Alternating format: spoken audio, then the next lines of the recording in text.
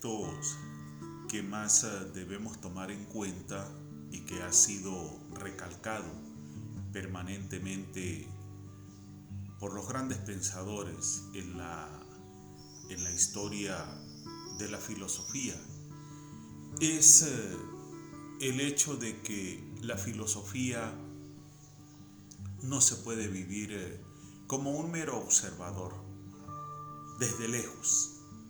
Esa es una observación permanente. Para vivir la filosofía hay que acercarse a ella. Y hoy particularmente quiero dar continuidad a la primera reflexión que hice partiendo del pensamiento de don Manuel García Morente, de cuyo libro Lecciones preliminares de filosofía estoy tratando la parte introductoria y del cual tengo la intención de desarrollar varios análisis de sus contenidos por parecerme una obra extremadamente clarificadora, una obra que verdaderamente nos brinda por la forma tan magistral, tan pedagógica en que expone grandes luces sobre el tema de la filosofía en términos de generalidades. Les doy la bienvenida a Senda Filosófica. Les recuerdo, como siempre, que pensar bien no es un lujo, es una necesidad. Y de esta manera, pues también los invito a que se continúen suscribiendo al canal. Vamos entonces a dar inicio a esta disertación. Y hay un tema muy importante acá que tiene que ver con la filosofía y su vivencia. La filosofía es, por de pronto, algo que el hombre hace, que el hombre ha hecho. Lo primero que debemos intentar, pues, es definir ese hacer que llamamos filosofía. Pero esto es imposible. Es absolutamente imposible decir de antemano qué es la filosofía. No se puede definir la filosofía antes de hacerla. Como no se puede definir en general ninguna ciencia ni ninguna disciplina antes de entrar directamente en el trabajo de hacerla. Una ciencia, una disciplina, un ser humano cualquiera recibe su concepto claro, su noción precisa, cuando ya el hombre ha dominado ese hacer. Acá, en esta parte tan importante, en esta apertura sobre la filosofía y su vivencia, me viene a la mente Aristóteles en primer lugar, porque Aristóteles decía: el hombre que sabe el cómo, el porqué de las cosas, ese es el hombre que verdaderamente sabe, el que tiene conocimiento práctico, cómo funcionan las cosas, de qué manera se manejan. No basta la mera teoría. Eso por un lado. Y tiene una relación directa con lo que nos dice don Manuel García Morente acá sobre la filosofía como hacer. Pero también recuerdo con una pertinencia un poco más directa y más precisa en relación a lo que específicamente acabo de leer, las palabras del filósofo Néstor Osorio, quien en una oportunidad, hablando conmigo, me decía: Luis, el concepto es consecuencia de la experiencia. Primero se vive, después que se vive y se ha aprendido, se ha experimentado, es que podemos decir qué es cada cosa sustancialmente, evitando al máximo la ambigüedad, la contradicción. Sin vivencia, sin experiencia, no hay concepto. No surge el concepto para ser aplicado a la realidad posteriormente. De la realidad surge el concepto, que es, como mismo Néstor Osorio me lo explicó en una oportunidad, la forma del razonamiento. El concepto es la forma del razonamiento, la sensibilidad es el principio del razonamiento y la lógica es la herramienta. Entonces, todo esto tiene una pertinencia directa con lo que dice don Manuel García Morente, porque a la filosofía hay que vivirla, hay que experimentarla antes de querer definirla, y es prácticamente difícil o imposible, diría yo, es más preciso si digo que sería imposible, lograr un concepto de filosofía que sea universal, que satisfaga, como he expresado en varias oportunidades, todas las expectativas. Porque si nosotros nos pusiéramos a revisar con detenimiento la historia de la filosofía, nos daríamos cuenta que quizá hay tantos conceptos sobre lo que es filosofía como filósofos hay en la historia del pensamiento. Entonces, esta forma como empieza don Manuel García Morente a hablarnos sobre la filosofía, algo que el hombre hace, que el hombre ha hecho. Bueno, aquí no hay compromiso de nada, porque es real y es universal. Cualquiera, si se lo propone, hace filosofía, y muchas veces incluso fuera de la formalidad académico-intelectual. Muchas personas dentro de su cotidianidad, sin saberlo, hacen filosofía. Entonces, hagamos filosofía, vivámosla, experimentémosla, antes de tratar de definirla, porque la filosofía, más que un concepto, sustancialmente es primero una vivencia, una experiencia. ¿Qué quiere decir esto? Esto quiere decir que la filosofía, más que ninguna otra disciplina, necesita ser vivida. Necesitamos tener de ella una vivencia. La filosofía, lo decía yo en una oportunidad, no es algo que se viva desde lejos. Nadie puede filosofar por nosotros, de la misma forma que les decía yo que nadie puede razonar por mí, nadie puede vivir mis propias experiencias. Y justamente la experiencia y el razonamiento son bases, son expresiones directas de la filosofía, en tanto que, como me decía y cito nuevamente a Néstor, todo el quehacer del ser humano tiene una base de carácter filosófico, y esto, expresado de maneras diferentes, es una idea que vamos a encontrar en distintos filósofos. Por ejemplo, don Manuel García Morente nos habla de que se vive, se experimenta, se piensa, ¿ok? Desde la propia vivencia.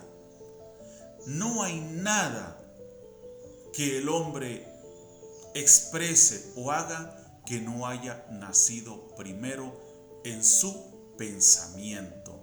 Entonces, desde este punto de vista, la vivencia de la filosofía, en tanto que experiencia individual, es intransferible. Solo yo puedo vivir mi propia filosofía, puedo vivenciarla. Kant no podría haber vivido la filosofía de Sócrates, ni Platón, ni Aristóteles, ni Sócrates la de Platón o Aristóteles, ni Tales la de Parménides o la de Heráclito. Y de hecho, cuando analizamos la filosofía de cada uno de ellos, encontramos toda una variedad en los puntos de vista que plantean, partiendo de su propia vivencia. La filosofía es experiencia y razonamiento que deriva en adquisición de conocimiento. Y nadie puede construir conocimiento por nosotros. Cada uno de nosotros construye su propio conocimiento que, como dije en la disertación anterior sobre don Manuel García Morente, se convierte en referente para los demás, como saber, pero desde mi propia experiencia es mi conocimiento. Y esto ocurre justamente con la filosofía. Ahora bien, vivencia significa lo que tenemos realmente en nuestro ser psíquico, lo que real y verdaderamente estamos sintiendo en la plenitud de la palabra tener. En este momento exacto en que yo estoy dirigiendo esta disertación a ustedes, ¿cuál es mi vivencia? ¿Qué tengo en pleno desarrollo como experiencia? ¿Qué surge de mi psique? ¿Qué estoy sintiendo en este momento? Todo ese conjunto de elementos conforman mi vivencia de este momento. Mi vivencia ahorita es que estoy dirigiéndome a ustedes para explicarles lo que es justamente la necesidad de experimentar la filosofía como algo propio, como algo que no nos viene de los demás. Así no se filosofa. Esa es mi vivencia de este momento. Todo lo que pienso, lo que expreso, lo que siento, las cosas que digo, las conclusiones a las que llego, el hecho de estar sentado acá frente al computador dirigiéndome a ustedes, esa es mi vivencia y ninguno de ustedes lo puede hacer por mí. De la misma manera que yo no puedo al mismo tiempo estar explicando y ocupando el lugar de alguno de ustedes oyendo lo que yo digo. Es muy importante entender esto. Para vivir la filosofía es indispensable entrar en ella como se entra en una selva, entrar en ella a explorarla. A eso hacía referencia Nietzsche en una oportunidad cuando hablaba de ese bosque oscuro donde se podían encontrar rosas, pero donde también indudablemente íbamos a ser rasgados y a causarnos dolor con la presencia de las espinas. Una invitación de Nietzsche a que no le tuviéramos miedo a la filosofía, a que nos arriesgáramos, que nos atreviéramos a enfrentarnos a ella como una experiencia propia. Y nos dice don Manuel García Morente, cuando pasen años y sean ustedes viajeros del continente filosófico más avesados, o sea, más experimentados y más viejos, sus vivencias filosóficas serán más abundantes y entonces podrán ustedes tener una idea cada vez más clara, una definición o concepto cada vez más claro de la filosofía. No podemos definir la filosofía partiendo de la experiencia de otros filósofos. No podemos saber qué es la filosofía. Desde la perspectiva de otros filósofos, de otros pensadores, se nos convierte simplemente en un saber. Y la filosofía no es fundamentalmente saber. La filosofía es conocer como consecuencia de mi propia experiencia y de mi propio razonamiento, es decir, de mi propia vivencia. Esa definición entonces tendrá sentido, estará llena de sentido, porque habrá dentro de ella vivencias personales nuestras, lo que acabo de decir. En cambio, una definición que se dé de la filosofía antes de haberla vivido no puede tener sentido, resultará ininteligible, no tendrá para nosotros esas resonancias largas de algo que hemos estado mucho tiempo viviendo y meditando. Entonces se hace demasiado interesante esta reflexión y a mí me parece realmente importante, porque nosotros muchas veces creemos equivocadamente o quizá nos sentimos equivocadamente muy hinchados, muy grandes, muy pletóricos, porque acumulamos en nuestra memoria extractos de contenidos de libros escritos por otras personas, o repetimos como el loro lo dicho por otras personas. Y si nuestro propósito es verdaderamente ser filósofos algún día, tenemos o debemos empezar a desarrollar nuestra propia experiencia, nuestro propio razonamiento. En este sentido, algo que yo voy a detallar posteriormente, en una oportunidad alguien me preguntaba que cómo empezaba a leer o a estudiar para aprender filosofía.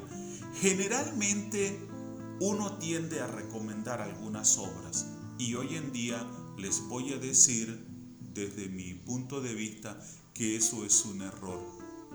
Yo no le recomendaría a nadie jamás, de ninguna manera y bajo ninguna circunstancia, que se inicie en el mundo de la filosofía leyendo directamente textos de filósofos. Yo no haría eso. Eso es un error. Yo creo que hay la suficiente experiencia y la suficiente conciencia, y se ha aprendido lo suficiente de otros pensadores para saber que lo primero que debemos hacer es tener una noción general sobre la historia de la filosofía. Eso es lo primero que yo le recomendaría a cualquier persona que quiera iniciarse en el estudio de la filosofía. Lea una historia general de la filosofía, pero no me agarre una historia de 20 ni de 30 tomos. No. Algo un poco más sencillo, tampoco tan exageradamente simplificado. No me vaya a caer en un texto escolar donde hay referencia a la historia de la filosofía en 20 páginas. No. Como decimos acá en Venezuela, aquel refrán de que ni tan calvo ni con dos pelucas. No, ni una cosa exageradamente simplista, ni una cosa exageradamente complicada, porque vamos a terminar abandonando.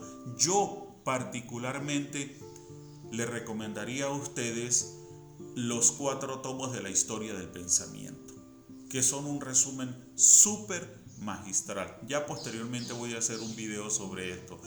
Y una vez leída una historia de la filosofía que sea accesible, que sea comprensible, que nos dé un panorama general, que nos permita tener un mapa mental, como dice don Manuel García Morente en otra parte de su libro. Bueno, una vez que tengamos ese mapa, yo les recomendaría que se lean un libro de principios de filosofía, donde se explique de manera muy clara el proceso evolutivo, los conceptos, las corrientes, las etapas, las teorías sobre la adquisición del conocimiento. Y ahí el primer libro que yo colocaría sería Lecciones preliminares de filosofía de don Manuel García Morente, el que estoy analizando en este momento. Una vez que usted ha leído una historia de la filosofía y que tiene nociones sobre los principios elementales de filosofía, ahí sí le recomendaría yo que empiece a leer las obras de los filósofos con la intención de empezar a profundizar. Pero eso hay que hacerlo con mucha lentitud, muy pausadamente, y sobre todo una recomendación fundamental que yo hago todo el tiempo: que no les falte nunca un diccionario de filosofía. Una obra buena, de calidad, no un diccionario básico, un buen diccionario. ¿Ok?